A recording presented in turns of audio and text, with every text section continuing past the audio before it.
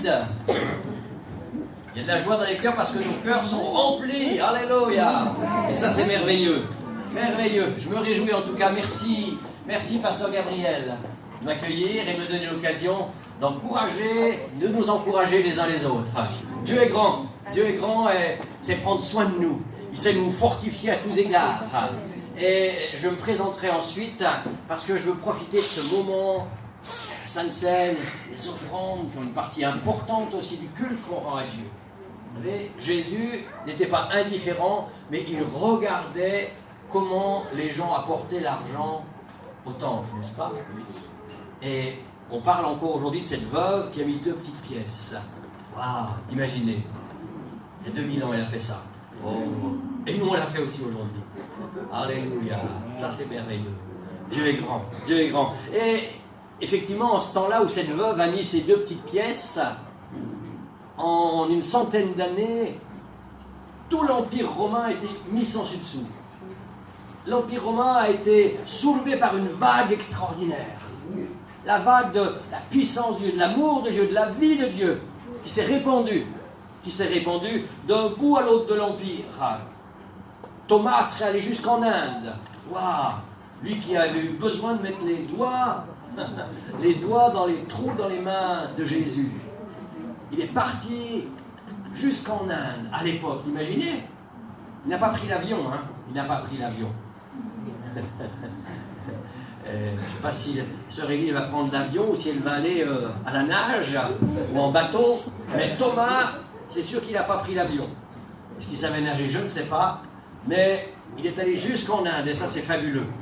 En un siècle, l'Église primitive a balayé, arrosé, ensemencé la terre. Et en commençant par des milliers de Juifs. Il faut savoir qu'à Jérusalem, avant le siège de Jérusalem, avant que ça se gâte vraiment terriblement, l'Église à Jérusalem comptait environ 300 000 membres. Ouh, ça c'est fabuleux. Comment on sait ça? Il y a un historien du nom de Joseph Flavius qui a écrit, ce n'est pas un chrétien en plus, c'était un juif lui, mais il a écrit ce qui se passait. Et vous trouvez ça dans un livre qui s'appelle Les Guerres des Juifs, si je me rappelle bien. Flavius Joseph, qui est mort à la fin du siècle et qui était devenu un intermédiaire entre les Romains et les rebelles juifs, comme les Romains les appelaient d'ailleurs. Mais donc, ils ont bouleversé le monde. Et aujourd'hui, qu'est-ce qu'il en est? On est beaucoup plus nombreux en fait sur la terre que l'était l'Église à l'époque. L'Église n'a jamais été aussi nombreuse qu'aujourd'hui. Mais qu'est-ce qui fait que j'ai l'impression que ça ne bouge pas? Qu'est-ce qui fait que j'ai l'impression qu'on plafonne? Est-ce que Jésus serait déjà revenu et qu'on ait raté le bus? Il y a aujourd'hui plus de gens qui naissent de nouveau que des bébés qui naissent. Il y a aujourd'hui plus de gens qui passent de la mort à la vie, de la mort sans Christ à la nouvelle vie en Christ, que de bébés qui viennent à la vie. C'est énorme. C'est énorme. Et pourtant, on reste avec cette impression qu'on plafonne, qu'on stationne. C'est vrai qu'en Russie, il y a des milliers d'églises. C'est tout pour ça que Poutine a rejoint un peu l'église orthodoxe. Je ne sais pas, moi. Ça me semble louche, sa démarche. Mais peu importe. En Chine aussi, ce sont des milliers d'églises.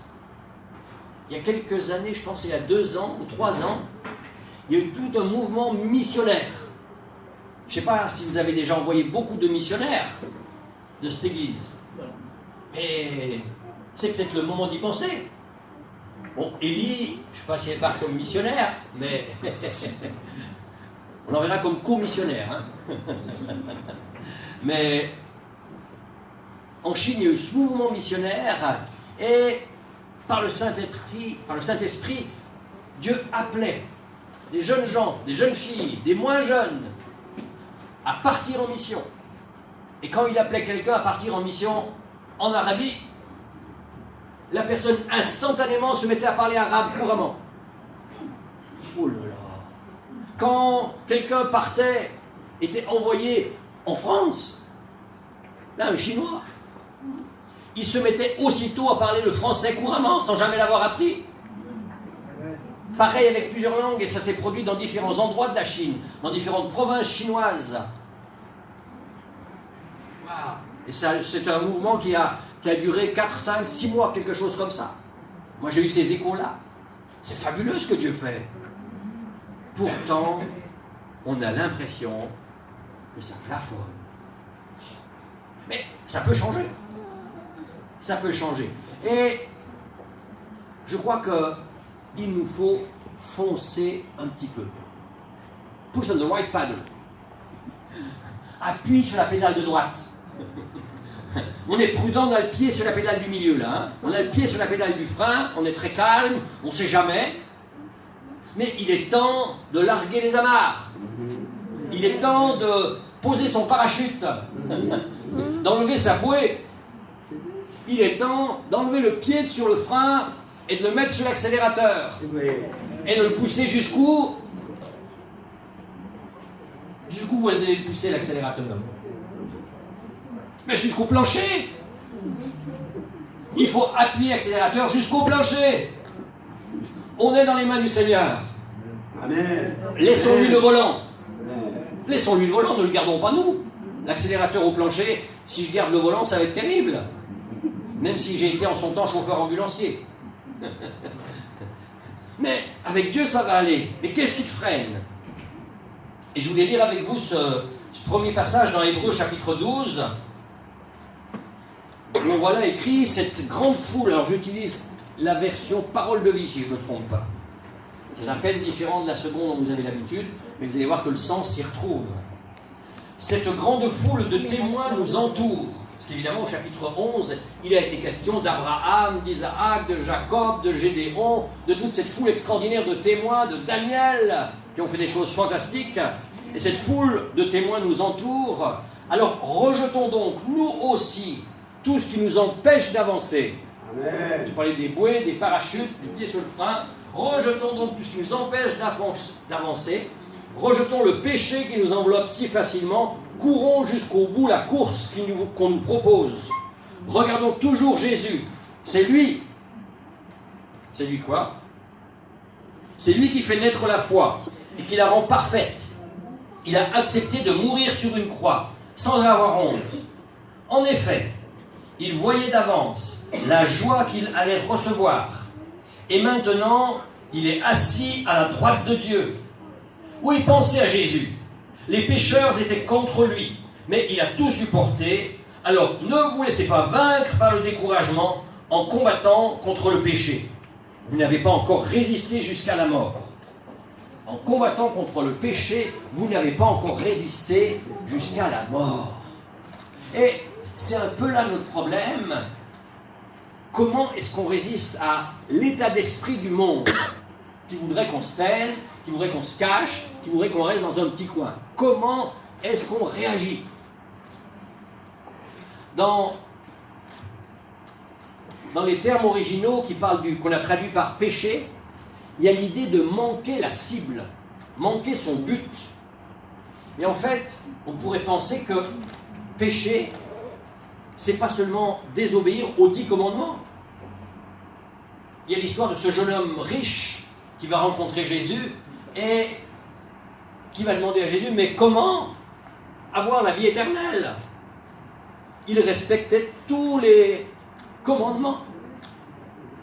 Mais Jésus va lui dire, il te manque encore quelque chose. Oh là là là là. Il respectait tout. Donc péché, ce n'est pas de désobéir aux 10 commandements seulement.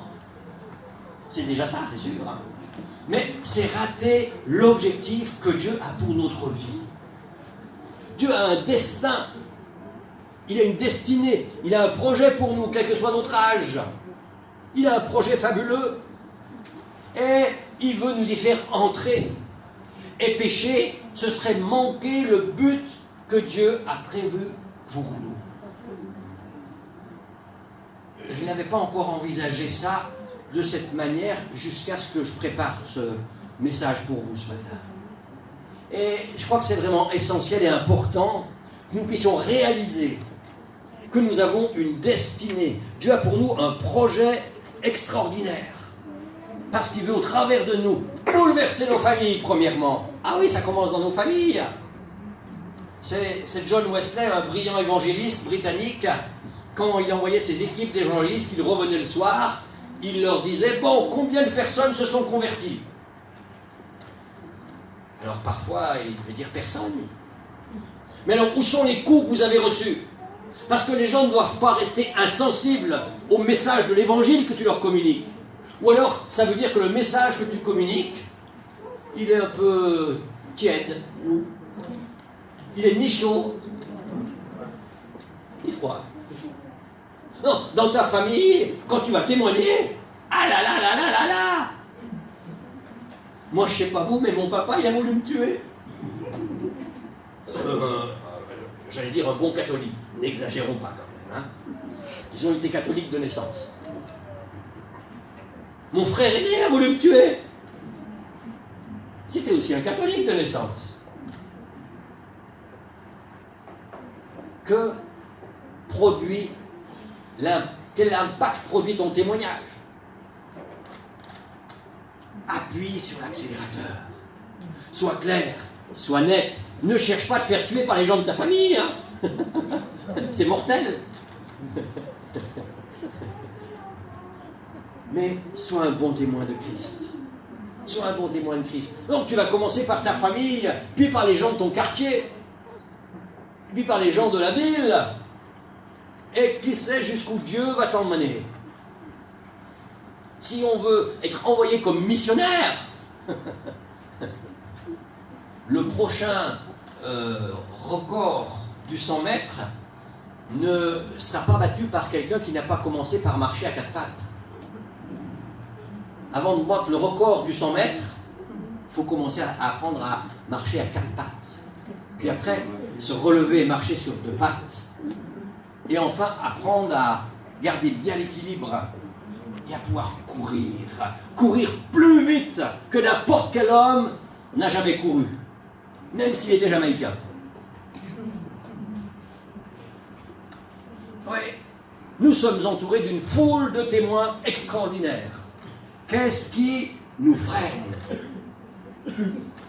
Alors évidemment, quand on n'atteint pas l'objectif que Dieu nous a fixé, quand tu n'atteins pas l'objectif que Dieu t'a fixé, comment tu te sens?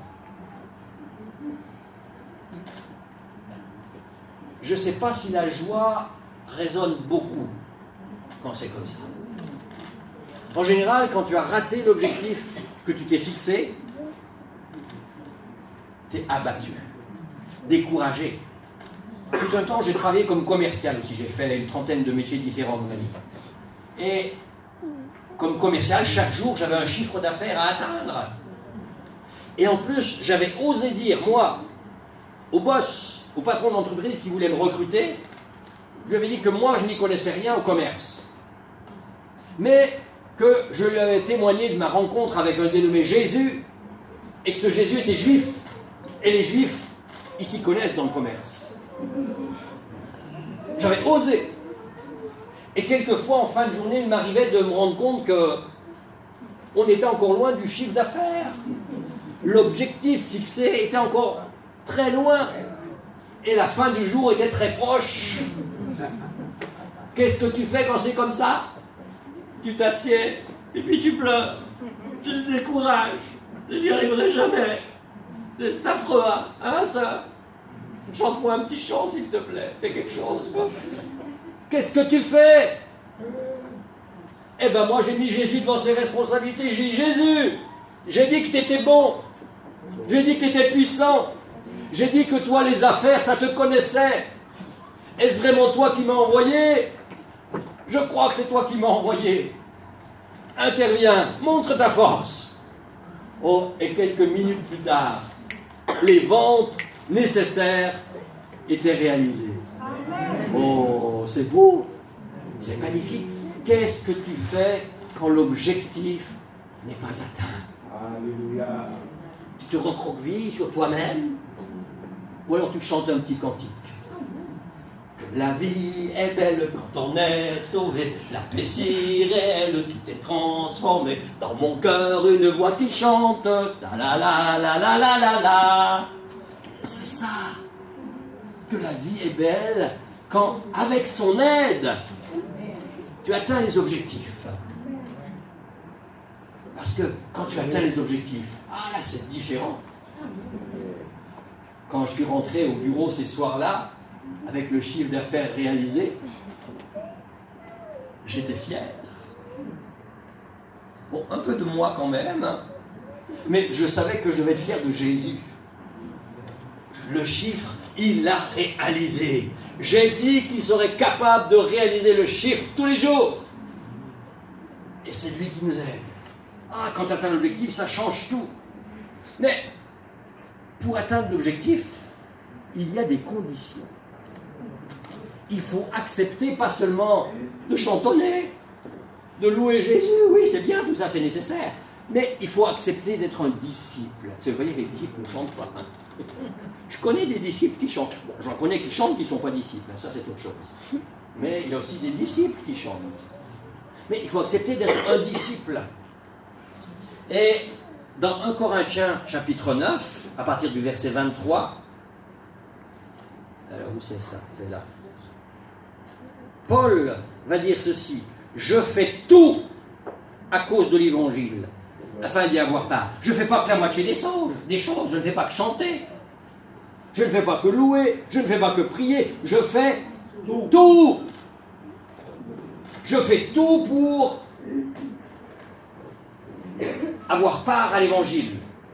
Ne savez-vous pas que ceux qui courent dans le stade en face, je ne sais pas s'ils courent dans le stade là-bas, de temps en temps il y en a qui courent, hein. Tous ceux qui courent dans le stade courent tous, mais un seul remporte le prix. Courez-vous de manière à remporter le prix? Vous dites, oh ben non, moi, si seulement je suis au ciel, même en slip, l'essentiel c'est quand même que je sois au ciel. Là, moi je ne voudrais pas être au ciel en slip. Je ne serais pas à l'aise. Je serais content hein, quand même. Hein. Ah oui, quand même, tu es au ciel. Hein. Mais je ne serais pas à l'aise. Hein. Et moi, je veux tout faire à cause de l'évangile pour être vêtu au ciel. Des vêtements que le Seigneur saura nous donner. Des couronnes qui seront reposées sur notre tête. Tous ceux qui combattent s'imposent toutes sortes d'abstinence. Et ils le font pour obtenir une couronne incorruptible, un maillot jaune sur le tour de la Guadeloupe. Il est jaune en Guadeloupe, hein, le maillot. Hein, c'est pareil. Hein. Mais nous faisons-le pour une couronne incorruptible. Moi donc, je cours, mais non pas comme à l'aventure. Je frappe, non pas pour battre l'air. T'as vu ce gauche? Même pas peur, dit-elle. On ne sait jamais, il faut être prudent. Mets le pied sur l'accélérateur quand même, pas sur le frein. Je frappe donc, pas comme à l'aventure. Mais je traite durement mon corps, et je le tiens assujetti, de peur d'être moi-même rejeté. Oui, je laisse pas mon corps faire ce qu'il veut. Après avoir prêché aux autres, je veux aller jusqu'au bout et atteindre la cible, atteindre l'objectif. Il ne s'agit pas de faire les choses comme je les entends non plus, de frapper comme l'air. C'est ce cher ami qui racontait qu'il avait distribué 1000 Bibles l'année précédente. Écoute, c'est très bien, il n'y a quand même pas beaucoup de gens qui distribuent 1000 Bibles. Mais je lui ai posé la question qui fâche. Combien l'ont ouverte? Combien de ces Bibles ont été ouvertes et lues? Il va me dire, mais je ne sais pas. Au moins quelques-uns qui ont eu cette Bible sont venus à l'église. Oh, peut-être un ou deux. Ah bon? Mais tu as frappé dans l'air, là. Tu n'as pas atteint l'objectif. Il nous faut atteindre l'objectif. Quand tu pries, prie jusqu'à atteindre l'objectif. Pour atteindre l'objectif, il faut prier Clairement. Une dame africaine dans l'église à Nancy où j'habite, elle viendra à la fin d'une réunion, elle va dire, écoute Eugène, toi tu étais un peu en Afrique, tu connais ça un petit peu, j'ai un problème pour la dot. Parce que mon fils va se marier en Afrique et la famille de son épouse, elle sait que je suis en France, donc ils savent qu'en France on ramasse l'argent à l'appel, donc ils demandent une dot exorbitante. La dot, vous savez ce que c'est? Tu sais pas ce que c'est? Alors je vais t'expliquer. Et ça c'est un truc, tes parents pourraient faire beaucoup d'argent avec toi. En fait, quand un garçon veut épouser une jeune fille, les parents de la jeune fille demandent au garçon de donner un peu d'argent. Une dot. Alors ça peut être un cadeau, ça dépend de la culture. Je ne sais pas comment c'était ici en Guadeloupe il y a des années. C'était peut-être le principe du plaçage en Guadeloupe. Je ne sais pas quel principe c'était, mais il y a eu plein d'influences. Mais il y a ce principe de dot où l'époux va offrir à la famille de sa femme une quantité d'argent certaine. Et selon les traditions, ça varie. Et là, donc, cette famille, sachant que la maman était en France, dit « Ah, ils ont demandé 5 000 €. Tu vois, les parents peuvent faire un sacré business. Hein, 5 000 €, c'est cool, ça. Puis je dis « Ah, bah, j'espère au moins que la fille est belle. »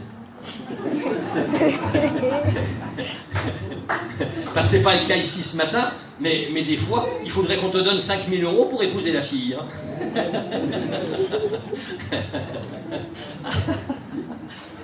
Pardonnez ma folie. Mais elle va me dire, mais c'est beaucoup trop. Je lui dis, ah bon? Ben, trop. Qu'est-ce que ça veut dire? Écoute, toi tu comprends ces choses, prie avec moi. Je dis, oui, mais qu'est-ce que tu veux que je prie? Elle me dit, mais 5 000 c'est trop. Je dis, mais trop? Qu'est-ce qui n'est pas trop alors?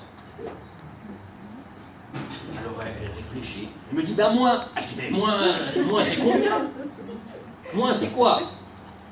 Finalement elle finit par me dire, 2000. Et moi je lui dis, ah, 2000 c'est trop. Elle me dit, non, 2000 c'est bien. Je lui dis, t'es sûr? 2000 dernier prix. Ok, on prie 2000. J'ai pas été malin sur ce truc-là. Je suis pas très bon pour les business. J'ai oublié de demander à Jésus. Il m'aurait donné l'idée peut-être.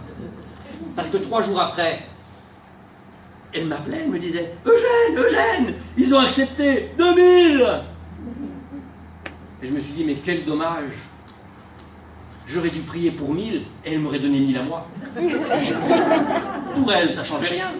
Mais pour moi, c'est pas tout d'avoir la prière exaucée. Le compte en banque, c'est vrai, on ne l'emmènera pas au ciel. Quand il est vide, c'est pas grave, on chante quand même. Mais si j'ai un petit 1000 en plus, c'est pas mal. Je pourrais voyager dans ce cas en classe affaires. Au lieu de voyager tout serré sur un petit siège rabougri là, où j'ai les genoux collés au menton. N'exagérons pas. Mais quand tu pries pour atteindre l'objectif, il faut déjà connaître l'objectif. Je me rappelle, quand on a déménagé dans cette maison où on habite encore d'ailleurs, on avait prié avec les enfants très précisément. On veut une maison avec 4 chambres, avec 2 salles de bain, avec un jardin, on va donner un certain nombre de détails.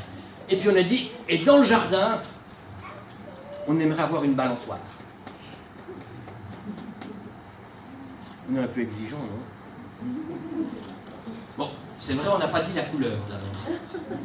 On aurait pu. Et quand on a visité cette maison qu'on allait louer dans un premier temps, notre fille Amélie, qui avait... C'était en 95, donc elle avait 6 ans. Ah, elle n'est pas mariée d'ailleurs, je pense au business là. Elle est très jolie, elle vaut... On discutera. Mais avant, il faut avoir la foi. Si on n'a pas la foi, on ne peut pas épouser une fille comme celle-ci, la mienne. Il faut avoir la foi, il faut croire. Mais donc, comme elle n'était pas assez haute pour voir par la fenêtre de la cuisine, où on avait fini la visite, je la prends dans mes bras, je la lève, puis je me tourne pour qu'à un certain moment, son visage soit face à la fenêtre et qu'elle voie dans le jardin.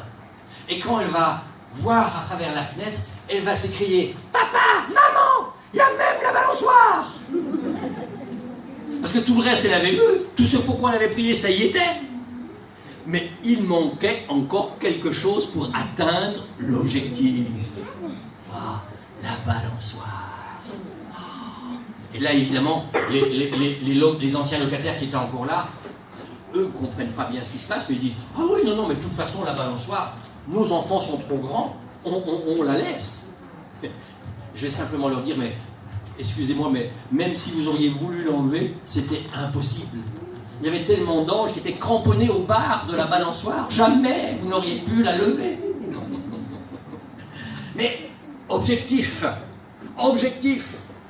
celui qui veut le maillot jaune, il se bat, il s'entraîne tous les jours, qu'il fasse chaud, qu'il neige. Bon, c'est pas souvent ici, mais il s'entraîne en tout cas. Il fait toutes sortes d'efforts. Il tient son corps en bride. Il ne mange pas n'importe quoi. Il ne va pas au McDonald's toutes les semaines. Il ne mange pas des chamallows. Très mauvais. Il ne boit pas du Coca-Cola. Le cola. Sauf pour désherber les plantes. Ça marche bien, ça désherbe bien. Non, il tient son corps en bride. Et finalement, ce résultat, si on l'atteint, comme je l'ai un peu illustré tout à l'heure avec ce travail dans le monde commercial, c'est pas à cause de nous. Qu'est-ce qu'on a fait, nous? On a juste appuyé sur l'accélérateur jusqu'au plancher. C'est ce que Dieu attend de toi. Seulement, ose appuyer sur l'accélérateur. Appuie à fond. Romains 8, verset 31. Si Dieu est pour nous, qui sera contre nous? Allez, viens.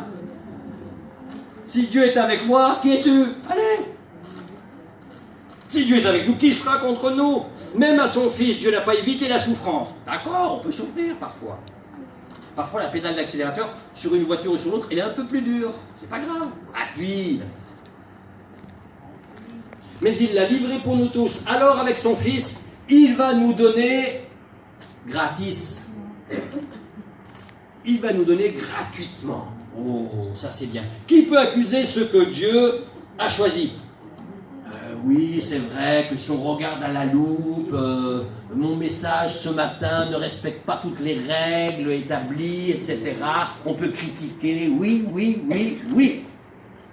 J'ai pas de temps à perdre avec ça. Qui peut accuser? Et beaucoup pourraient nous faire des reproches. Non? Quoiqu'ici en Guadeloupe, je me suis laissé dire que vous avez un niveau de sainteté plafond. Hein. Vous êtes au sommet de la sainteté. Wow, félicitations. Mais dans l'Ancien Testament, il est écrit quelque part que notre sainteté, elle est comme un vêtement souillé.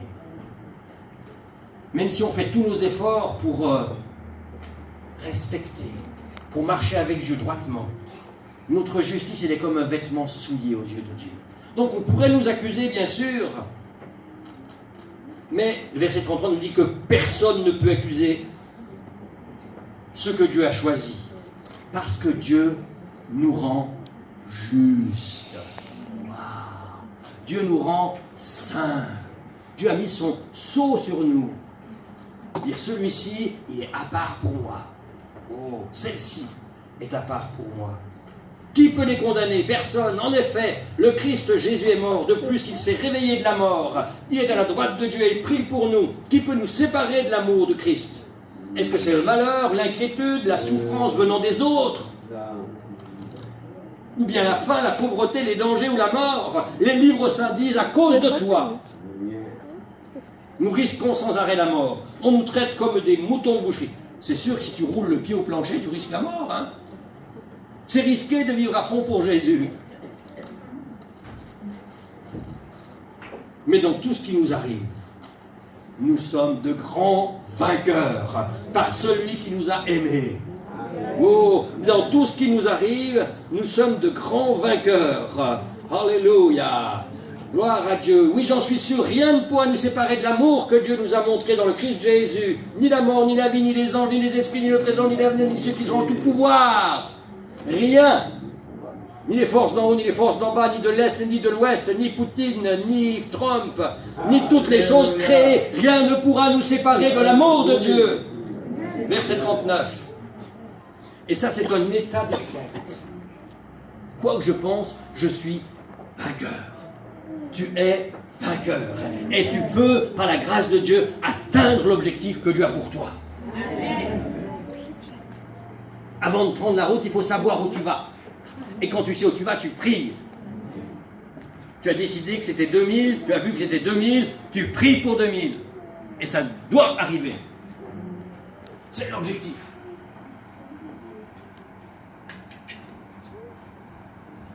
Et un dernier passage dans 2 Timothée 4, à partir du verset 7. Paul arrive là, c'est probablement la dernière épître qu'il est écrit. Il arrive là à la fin de sa vie. Non pas qu'il soit trop vieux, il aurait pu encore continuer. Mais l'objectif était atteint. Il va dire, j'ai combattu le bon combat, j'ai achevé la course, j'ai gardé la foi. Wow, garde la foi, mon frère, garde la foi, ma sœur. Ne lâche pas. Désormais, la couronne de justice m'est réservée. Le Seigneur, le juste juge, me la donnera dans ce jour-là, non seulement à moi, mais encore à tous ceux qui auront aimé son avènement. Oh, il y a une couronne que Dieu veut te donner. Tu la préfères dorée ou argentée? Avec des saphirs? Comment tu vois la couronne que Dieu va mettre sur ta tête? Tu préfères une couronne d'épines? C'est déjà fait, elle est prise. Cette couronne-là a été prise, Jésus l'a prise. Afin que nous ayons des couronnes de valeur, respectables, enviables. Oh, l'objectif que Dieu a pour nous. Et si Paul fait ce bilan à la fin de sa vie, est-ce que ce soir, à la fin de cette journée, avant de te coucher, tu pourras te dire, aujourd'hui, j'ai combattu le bon combat, j'ai gardé la foi. Est-ce que tu pourras dire à la fin de cette journée, j'ai fait tout ce que Dieu m'avait demandé de faire aujourd'hui? Est-ce que tu pourras te coucher ce soir avec le sentiment du devoir accompli? Tu comprends ce sentiment? Tu as déjà goûté ce sentiment? Ah, qu'est-ce que tu dors bien? Tu sais que tout ce que tu avais à faire, tu l'as fait. Bien sûr, il y a encore beaucoup de choses que tu aurais pu faire, mais tu as fait tout ce que tu avais à faire. La rentrée approche. As-tu fait tous tes devoirs de vacances? Il y a encore quelques jours, tu peux avancer. Et si tu as fait ce que tu avais à faire aujourd'hui, tu dors en paix. Et je voudrais vraiment vous entraîner à goûter cette paix, cette joie que donne le sentiment, que produit le sentiment du devoir accompli. Et je veux t'inviter chaque jour, fais le bilan. Tiens-toi devant ton Dieu avant de dormir. Vois ça avec lui. Et bien souvent, je veux croire qu'il va te dire, bon et fidèle serviteur, entre dans la joie de ton maître. Et hop, tu dors. Pas de cauchemar. Et tu te vois avec cette couronne resplendissante de gloire. Alléluia. Pas gloire pour toi, gloire pour l'Éternel. Laisse-le diriger ta vie. Laisse-le te conduire. Laisse-lui le volant. Toi, appuie sur l'accélérateur. Vas-y, donne tout ce que tu veux. Tiens ton corps en bride. Laisse-le pas diriger ta vie, ni les circonstances.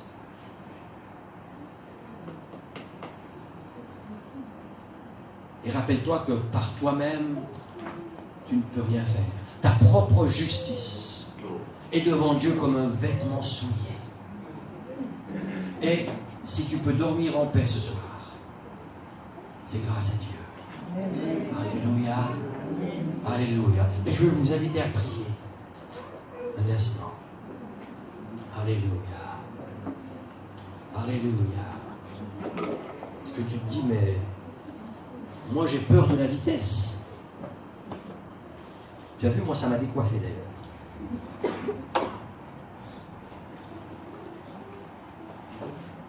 Fais confiance à Jésus. Tu te dis, mais qui suis-je? Parce que je sais que de manière et d'autre, Dieu a mis des pensées dans vos cœurs. Que tu rêves peut-être de partir en mission, je ne sais où. Peut-être jusqu'à Bouillante, en mission à Bouillante, t'imagines? Il est presque à l'autre bout de l'île. Tu te dis, mais non, ma famille a toujours été dans la grande terre, qu'est-ce que je vais aller faire là-bas? J'ai entendu des rumeurs sur ce qui se passe à Bouillante. Oh non, comment irais-je là-bas? Et tu te dis, mais tous ces rêves que Dieu a mis en moi, comment vais-je les accomplir?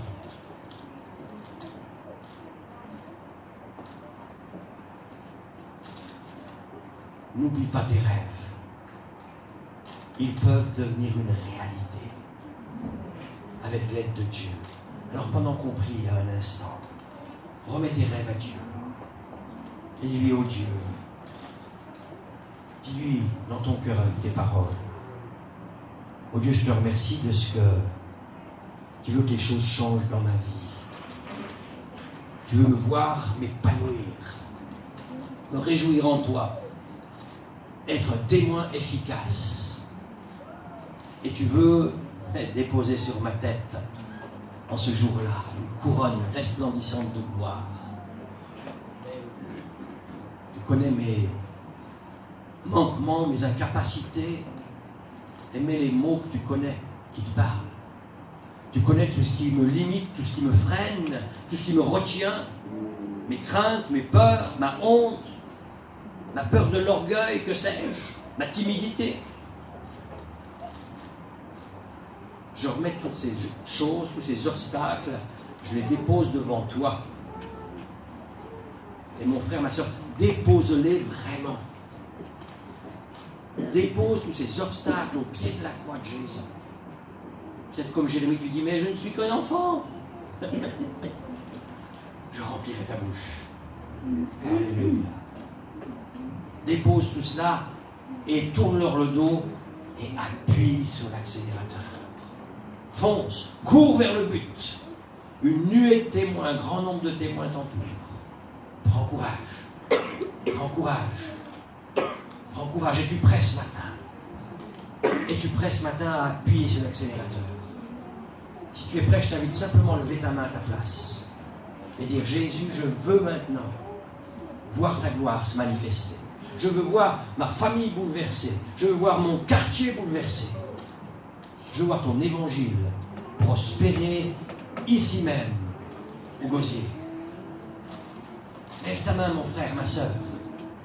Dis-le à Jésus. Je veux voir, je veux que par le travail dans lequel tu me conduis, me diriges, je veux que ta puissance se manifeste. Et je veux voir ton œuvre. Et je crois ce matin que, à partir de désormais et jusqu'à dorénavant,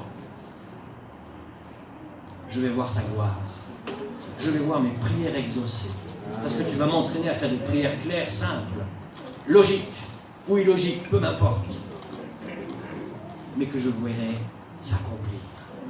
Père, tu bénis tous ces bien-aimés qui ont fait cette prière ce matin. Tu n'oublies pas les autres, tu œuvres dans leur cœur encore. Merci pour tout ce qui a déjà été fait et pour tout ce que tu feras encore. Car ton nom soit la gloire. Amen. Alléluia. Alléluia. Dieu est bon, Dieu est grand, Dieu est merveilleux, il est tout puissant. Maintenant, je ne sais même pas si je me présente du fait. On va faire ça très rapide. Hein. Alors, comme vous voyez, plus ou moins, je suis né dans cette bonne région. Ah oui, c'est une bonne région. Hein. Dans les Alpes, par là au coin, là. Au milieu des montagnes et des lacs. Ah, c'est magnifique. Au pied des neiges éternelles. Waouh. Ça rafraîchit ce matin un petit peu, non? Ça fait du bien. Ça fait du bien. Et puis depuis 1995, donc on est par là-haut dans l'est de la France, à Nancy, près de Nancy. Et qu'est-ce qu'on va dire? Donc ma famille était catholique, papa luttait contre Dieu, maman était plutôt pieuse et prier comme on le lui avait appris, faisait ce qu'elle pouvait. Que dire? Pour pas fâcher papa, eh bien, elle n'allait que 3 ou 4 fois par an à la messe, et elle a veillé à ce que l'on ait une éducation religieuse, qui a produit ce qu'elle a produit. Et en tout cas, dans ma famille, jamais on n'avait entendu parler de la nouvelle naissance. On ne savait pas ce que c'était de naître de nouveau. Et par la grâce de Dieu, le 13 avril 80, et ça c'est, si on avance d'une diapo, ouais, le 13 avril 80 à 9h45, ma vie a changé instantanément. En fait, un ami qui avait été béni par la prière m'a invité à venir dans son église, et je lui ai consacré 1 semaine. Je suivais à ce moment des enseignements occultes, j'apprenais les danses sacrées des temples tibétains, pour vous donner une idée à quelle hauteur je planais. Et on avait une interruption de 15 jours, et je lui ai dit, je te consacre la première semaine. Tous les jours, il a trouvé des réunions. Si ce n'était pas dans une église, c'était dans l'autre. Même certains jours, il a trouvé 2 réunions. Il a mis le paquet, hein. Et le dernier jour, à la dernière réunion, pendant un moment de prière, une personne a commencé à parler dans une langue que je ne connaissais pas. Et j'ai su qu'elle me parlait. Et pendant qu'elle parlait dans ce dialecte, j'ai soudain vu le film de ma vie, dans mon esprit. Depuis ma toute petite enfance, quand j'avais 2 ans, que j'ai commencé à chipper du chocolat que maman cachait au sommet du placard, jusqu'à la gomme, quelques années plus tard, que j'ai chippé dans la trousse de mon voisin à l'école. Mais elle était tellement belle, cette gomme. J'avais jamais vu une gomme aussi belle. C'était pas bien, hein. Beaucoup l'ont fait, mais c'est pas bien. C'est pas parce que beaucoup l'ont fait que c'est bien. Et les images ont continué, et ça s'est pas arrêté avec une gomme. Quand j'ai pris l'argent dans la caisse de magasin, Dieu était là. Et Dieu me montrait ces choses, et je voyais combien je méritais l'enfer s'il existait. Et je me savais prêt à partir en enfer. Et à un moment, quand j'ai crié stop intérieurement, cette femme continuait son dialecte.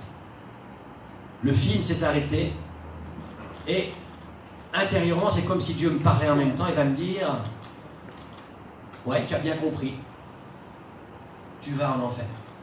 Une seule chose tu mérites, c'est l'enfer. Mais j'ai envoyé Jésus. Et vous connaissez l'histoire. Et si tu acceptes qu'il ait payé ta dette, qu'il ait payé ta caution, eh bien aujourd'hui, tu seras avec moi dans le paradis. Et intérieurement, je n'ai fait qu'un bond, j'ai sauté. Je ne pense pas que j'ai dit Alléluia, je n'avais pas encore compris. Mais j'ai dit oui, oui, oui, oui. Et instantanément, j'étais changé. Je n'étais plus le même. Cette femme a changé de discours, elle a arrêté de parler dans son dialecte, elle a parlé en français. Et elle va dire, il y a 2 jours, tu étais à Ambérieu, une des villes quelque part. Là, tu as rencontré 2 hommes et tu as préparé un business avec eux. Quand tu les as quittés, tu es allé à Annecy. Et là, à Annecy, c'est une ville qui a une centaine de kilomètres d'Ambérieu. Là, tu vas rencontrer une femme. Quand tu vas la quitter, tu vas aller à Chambéry. Là, tu vas faire ceci, cela. Mais comment elle sait ça? C'est ce que j'avais fait, effectivement. Et elle va terminer en disant, tu es venu chercher une puissance. Oui, parce que j'étais un toxicomane. Et j'étais conscient que seule une puissance spirituelle pouvait me sortir et me délivrer. Tu es venu chercher une puissance. Ne t'inquiète pas de la puissance. Quand tu en auras besoin, je te la donnerai. Mais sache une chose, je t'aime. Wow. Je n'étais plus le même. Ça, c'était le 13 avril. Le 2 mai, 3 semaines plus tard, le samedi matin 2 mai 80, dans mon lit, à 8h du matin, la puissance de Dieu est venue sur moi, là dans mon lit, dans ma chambre. Attention, quand tu te couches, Dieu est là dans ton lit. Fais attention. J'ai été instantanément libéré à jamais de la drogue. Waouh! Dieu est grand, puissant, fort, extraordinaire, merveilleux. Et puis, en 82, j'ai rencontré Christiane, nous sommes mariés, nous avons obéi et multiplié par 2, et ce qui fait que nous avons 4 enfants. Alors, la plus jolie, Amélie, c'est celle qui est juste devant moi, là, la brune aux cheveux longs, là. Oui. Bon, on parlera plus tard. Elle n'est pas très forte quand même, hein, pas très forte. Mais bon. Et puis on a avancé, et c'est comme ça qu'on avance encore d'une diapo, et qu'on se retrouve où, je ne sais pas où. Ah oui, en quelques mots, très vite, en fait, vous pouvez lire vous-même, hein, très vite, au travers d'une vision, Dieu m'a envoyé sur le marché. C'était quand même intéressant parce que je me suis vu avec une table et des Bibles. À ma droite, il y avait une table avec des carottes, des salades, des poireaux. À ma gauche, une table avec des pains et des croissants. Moi, j'avais jamais vu ça. Et j'ai cru comprendre que Dieu voulait que j'aille sur le marché vendre des Bibles. Et je ne savais même pas si on avait le droit, si on pouvait faire, j'en savais rien, je ne connaissais rien. Et je me suis adressé au placier parce que j'ai compris qu'il y avait un placier qui s'occupait de nous mettre à l'endroit qu'il fallait. Et figurez-vous, ce placier, il va me mettre entre deux autres stands. À ma droite, quelqu'un vendait des légumes. À ma gauche, quelqu'un vendait du pain et des croissants. L'objectif que Dieu a pour toi est précis. Et il va se réaliser précisément si tu appuies sur l'accélérateur. Waouh! Enfin voilà un peu de choses. Différents engagements, les visites des malades, des prisonniers, une école biblique au Danemark avec nos 4 enfants d'ailleurs, un stage pastoral à Bruxelles, responsable d'une église, le comité d'accueil à l'enfant. Il faudrait des heures pour parler de tout ça. Expo Bible à Nancy qui était un des événements pour les célébrations de l'an 2000 de la ville. Waouh! Ça c'est formidable d'initier une telle chose. La ville entière est bouleversée. C'est extraordinaire, extraordinaire. Et puis l'association Semer, qui donne un cadre à mes activités, eh bien, a été fondée en 2001. Et puis si on continue la diapo suivante, en fait, l'objectif de cette association, c'est de contribuer à la connaissance de la Bible, à l'affermissement de ceux qui professent y croire, et à la défense de l'éthique chrétienne. Alors, pas tout faire, mais contribuer. Parce que tout faire, c'est impossible. Mais tout ça, eh bien, il y a toutes sortes de possibilités pour faire ça, éventuellement. Je vais continuer à parler, puis si tu veux bien faire passer les diapos les unes après les autres, parce que sinon ça va nous prendre trop de temps. Mais une des choses dans lesquelles Dieu m'a conduit, suite à une vision aussi, c'est à témoigner de ma foi sur le Tour de France cycliste. Et c'est comme ça qu'en fait, depuis 2007, on va à la rencontre des... On va à la rencontre des spectateurs. Tiens, ma sœur, c'est pour toi celui-là. Tiens, celui-là, c'est pour toi. Pas que les femmes, après tout. Et on a développé un équipement adapté pour pouvoir témoigner efficacement dans ce monde de la compétition. Sur ma voiture, vous allez le voir tout à l'heure sur la photo, il y a un gros support sur le toit et c'est écrit la Bible, le livre de tous les records, Guinness Book of Records. Wow, ça sonne bien. Oui, la Bible est le livre le plus vendu, etc., etc. Donc tout ce travail se fait d'année en année depuis 2007 et en train d'évoluer d'ailleurs. Et en 2014, je ne sais pas si vous y étiez, mais en 2014, on a démarré le Tour de la Bible, puis ça s'appelle le Tour de la Bible, en Guadeloupe. Ah oui? Donc j'ai visité pendant quelques jours plusieurs églises. Nous n'avions pas contact encore. Dommage. Mais j'ai pu présenter ce projet et avec plusieurs, on a suivi quelques étapes. Moi, je partais sur Haïti juste après, mais on a lancé ça.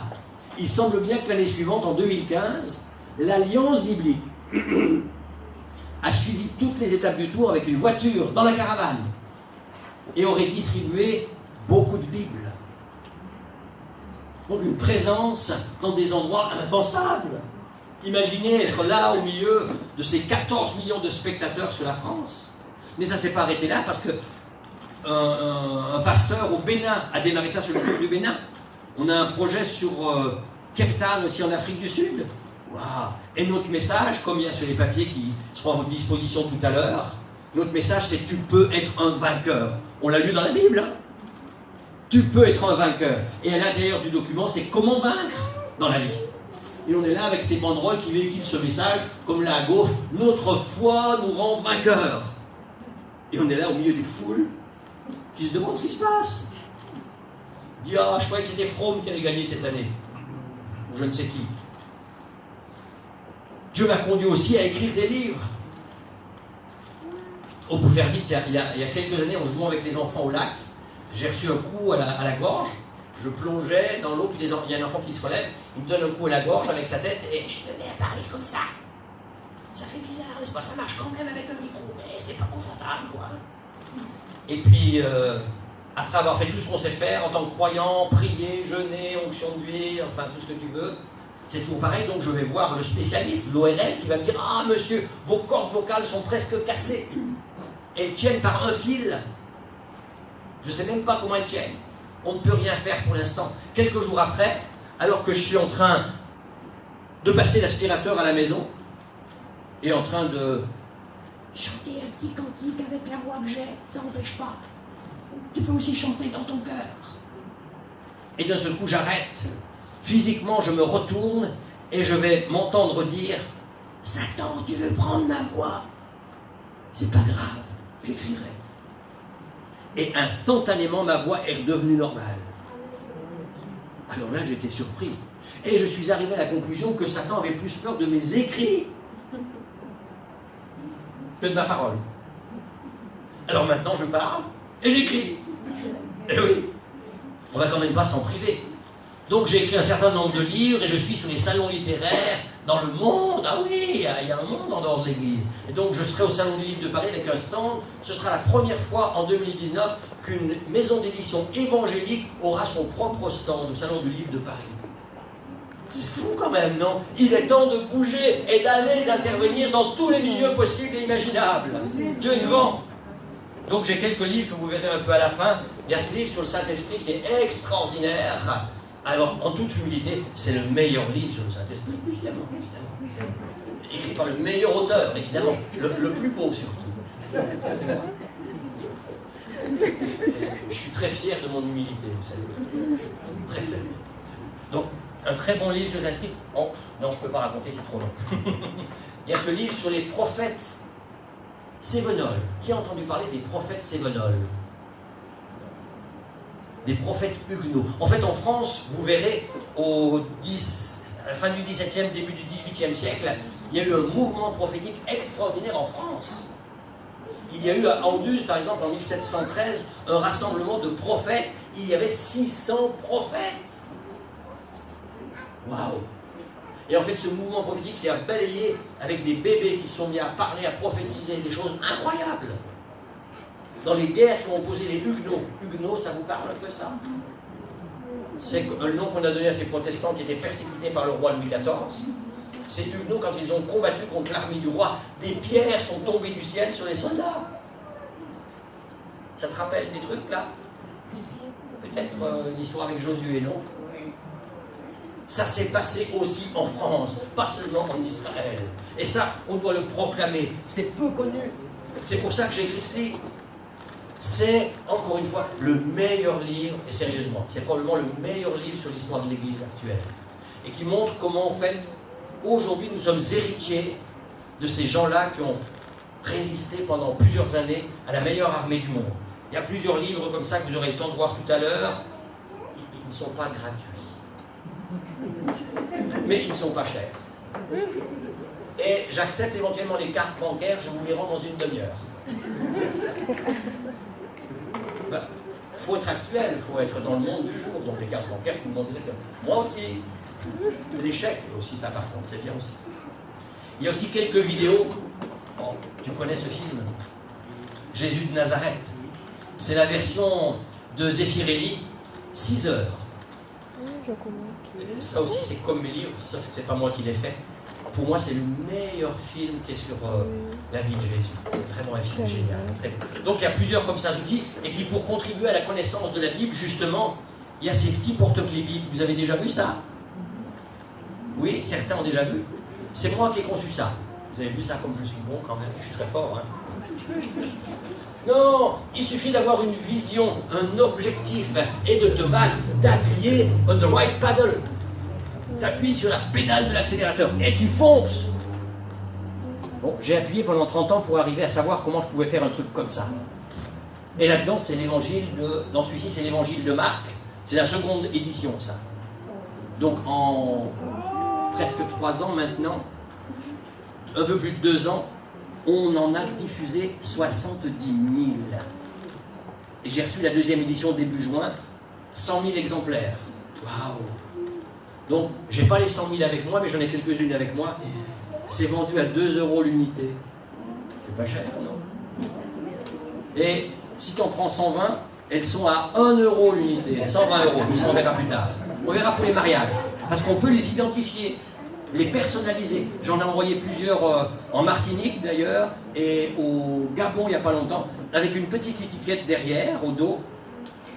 Christian et Françoise se marient le 18 juillet.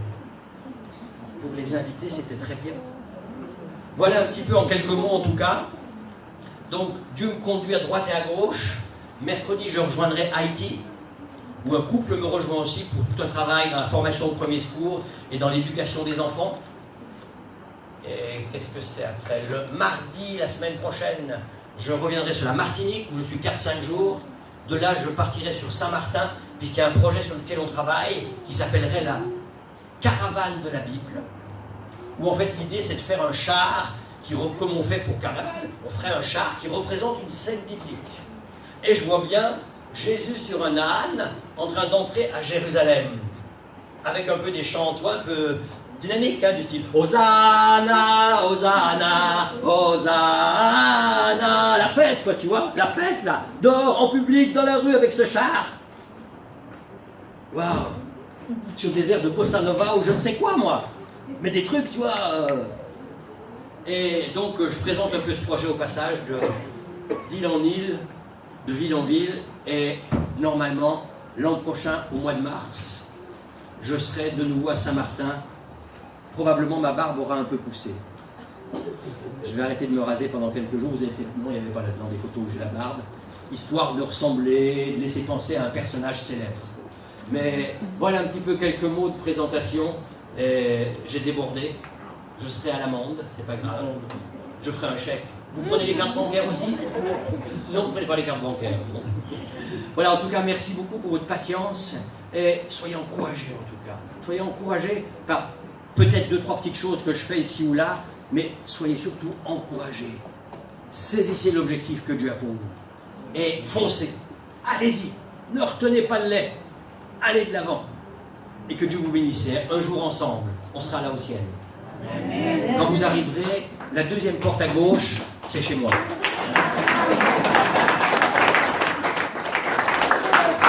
Et...